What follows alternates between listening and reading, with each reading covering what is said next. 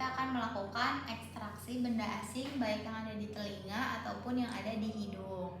Kalau misalkan yang ada di telinga, sama semuanya. Kita pokoknya akan mengambil bagian yang ada membuat pasien tidak nyaman, itu tujuannya. Terus juga nanti minta maaf sama pasiennya kalau misalkan akan tidak nyaman karena akan dimasukkan alat gitu. Terus minta izin dan cuci tangan, jangan lupa teman-teman. Cuci tangan, habis itu kita pakai handscoon.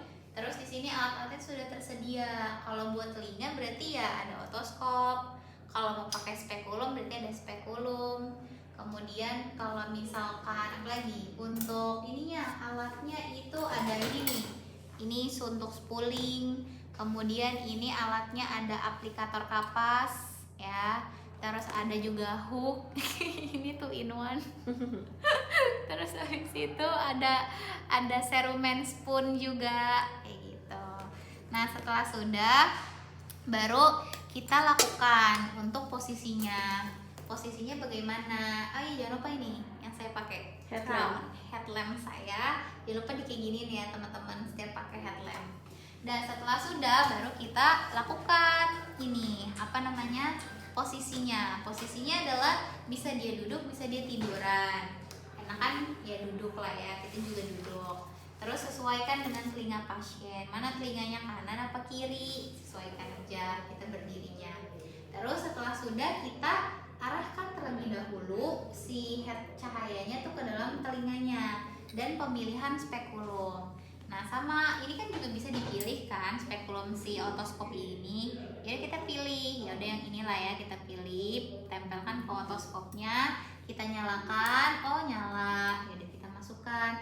Nah posisi pegangnya itu adalah seperti ini. Jadi kita tarik ke arah postero superior, jadi kita tarik ke belakang. Nah biar dia terlihat dan liangnya itu kebuka. Terus baru kita masukkan. Nah saat kita masukkan kita bilang lah apa yang kita lihat, apakah bendanya benda hidup apa benda mati, kemudian apakah dia benda asingnya itu menutupi gendang telinga atau enggak, itu kalian bilang. Terus apakah ada edem, apakah ada kemerahan, tanda iritasi, itu kalian bilang. Setelah sudah baru habis itu kita sampaikan untuk misalkan dia serumennya adalah cair. Nah berarti kita harus pakai aplikator kapas. Nah, aplikator kapasnya kita ambil kapasnya, kemudian kita kita buka, terus kita tempelkan dan kita akan memilinkan dia dengan menggunakan ibu jari dan jari telunjuk di sepertiga daripada aplikator kapas ini bagian bawahnya. Apa sih kata-katanya? Ya pokoknya ada di buku itu dah. Di atas kapas. Di atas kira-kira kapas. 1/3 bagian bawah kapas. Kapas dilipat 2 sampai membungkus aplikator. Jepit kapas dengan ujung jari telunjuk dan ibu jari sambil aplikator diputar ke arah jarum jam. Oh iya, dia harus diputar searah jarum jam. Ujung aplikator harus tertutup. Ujung aplikator harus dengan tertutup. Kapas. Ya, seperti ini ya kira-kira. Habis itu karena ini ada serabut-serabutnya, kita harus panaskan di atas api bunsen biar serabutnya hilang. Setelah sudah baru kita masukkan. Nah, kita masukkannya itu adalah panjangnya itu 1,5 sampai 2 cm ya. Nah, udah kita masukin dah tuh, kita masukin. Terus habis itu kok dia copot. Nah, setelah sudah kita lihat lagi, oh masih ada nih, masukin lagi. Atau misalkan kayak penuh, ya udah ganti gitu ya. Pokoknya sesuaikan aja. Itu buat serumen yang cair. Kalau serumennya lunak dengan menggunakan serumen spoon. Nah, serumen spoonnya kita hadapkan ke arah posterior apa superior? Posterior ya.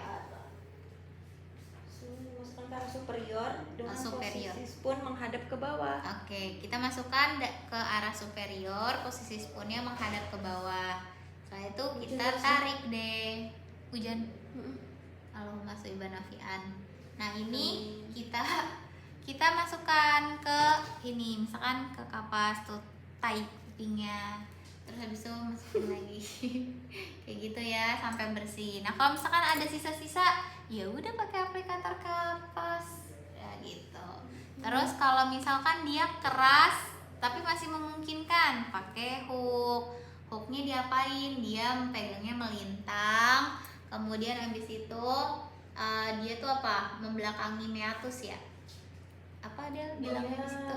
Masukkan hook secara melintang di antara Melintang di serumen antara dengan serumen. meatus dari arah posterior. Oke, dari arah posterior. Tadi kalau yang spoon dari arah superior, kalau ini arah posterior. Sesudah kita putar hooknya dan kemudian kita tarik tai kupingnya atau serumennya. Nah ini ceritanya ada nih. Udah kita taruh lagi di bagian kapas atau di kasa. Terus sama kayak tadi lagi. Terus karena ini dia keras dan masih memungkinkan diambil, maka kita menggunakan tampon buraui untuk takutnya mencegah adanya iritasi atau bakteri kayak gitulah. Terus juga kalau misalkan nggak bisa, yaudah kita bersihkannya dengan aplikator kapas aja seperti itu. Dan jangan lupa, ada lupa dimasukkannya panjangnya 1 sampai 2 mm kalau yang pakai hook. Udah tuh, jangan lupa. Terus habis itu satu lagi, kalau dia keras tidak memungkinkan, berarti dia harus ditetesi oleh karbogliserin kan ya? Apa nitro? Karbogliserin atau wakso. Karbogliserin itu akan ditunggu 2-3 hari, pasien disuruh kembali lagi. Kemudian setelah sudah baru deh minta pasien untuk di spooling. Izin sama pasien, kita ambil NaCl yang sudah dihangatkan sesuai suhu tubuhnya. Pakai spuitnya bebas kak? Spuitnya nggak ada ketentuannya sih, spuit berapa. Tapi biasa kalau spooling dia besar ukuran spuitnya. Terus habis itu kita nih pakein aja nih 10 cc. Terus habis itu kita arahkan postero superior. Nah udah nih kita arahkan. Set. Ini kita pakai bengkok. Ces. Nah kayak gitu. Masukin lagi. Terus sama kayak tadi. Ini semprot lagi dari bawah ke atas. Set kayak gitu. Masukin lagi sama kayak tadi. Set. Gitu dah. Sampai dia kita evaluasi, oh masih ada sisa-sisa, pakai aplikator kapas gitu. Terus itu untuk yang di telinga. Kalau udah, ya udah kita rapikan alat, cuci tangan. Kalau yang di hidung sebenarnya sama dengan menggunakan prinsipnya adalah rinoskopi anterior dengan menggunakan spekulum. Tapi pertama kita inspeksi juga. Inspeksinya yaitu dengan ini tadi, rinoskopi anterior. Kita masukkan, kemudian kita buka, kemudian kita lihat di dalam si hidung itu bagaimana struktur hidungnya, apakah ada perdarahan atau apakah dia terdapat konka yang membesar, apakah dia septumnya intak, apakah juga dia ada mukus yang banyak, iritasi. Nah kita sebutkan. Setelah sudah kita lihat dia bendanya apa, hidup apa mati. Kalau hidup kita matikan dulu dengan si tampon Rivanol. Ya udah kita ambil ceritanya tampon Rivanolnya yang mana ya? Yang mana ya Del? Katanya pura-pura lah yang ini ya, misalkan ini tampon Rivanol. Ya udah kita masukkan si tampon Rivanolnya, kita matiin dulu tuh. Udah mati atau disemprot. Nah bisa juga disemprot. Ya udah nanti kita ambil deh si misalkan dia lintah atau misalkan siput kegedean ya. Setelah itu kalau dia bendanya benda mati, ya udah kita lihat. Kalau misalkan dia lingkaran, pakainya hook. Kalau misalkan dia adalah manik-manik yang ukurannya kecil, pakainya cunam yang bisa masuk ke dalam sini. Kalau misalkan dia adalah pinggiran yang punya tepi, apapun itu selain lingkaran dan manik-manik, pakainya ini si forceps alligator. Kita ambil, set, tarik, udah deh, selesai. Kita evaluasi, jangan lupa evaluasi lagi. Oh sudah tidak ada nih, bagus, tidak ada perdarahan, tidak ada tanda-tanda radang. Baru deh kita cuci tangan, rapihkan, dan kita bilang sama bapaknya, Bapak kalau misalkan ada terjadi misalkan ada perdarahan Pak, atau misalkan Bapak ngerasa gak nyaman setelah saya lakukan tindakan, Bapak langsung kontrol ke sini. Nanti kalau ada apa-apa kami akan langsung segera merujuk Bapak ke spesialis THT. Gitu. Dari Bapak sendiri yang mau ditanyakan? Tidak ada. Cuci tangan. Baru deh selesai. Ini nggak ada ya? Ini apa ya? Si Itu manuver. falsafa. Nggak ada. Nggak ada, tapi manuver falsafa kamu udah tahu kan? Kalau misalnya makhluknya ada di telinga, Makhluknya ada di telinga sama? pakai itu juga Rivanol. Iya, kayaknya kalau di telinga itu dia diinin dah. Tahu nggak sih yang kamu pakai yang blebeb-blebeb itu? Aduh, aku nggak tahu namanya. Yang ada di ingatan aku H2OH, hidrogen peroksida masa. Tapi Yang masa di telinga. hidrogen peroksida ya yang dimasukin ke telinga, nggak tahu masalahnya itu. Tapi dia blebeb-blebeb sumpah. Aku pernah lihat soalnya.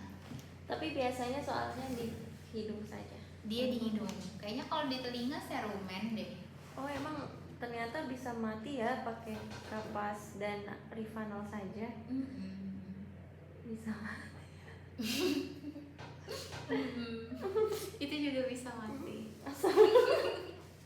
Kasihan. Dan kita masih hidup. Harusnya kita mana sel kiri? Ini pakai ini. Oh, oke. Ayo pakai itu. Oke. Aku kayak bawa buku CSL gede. Ya sudah. Bye bye Semangat. semua, semangat. Lanjut. Amin. Hujan deras banget.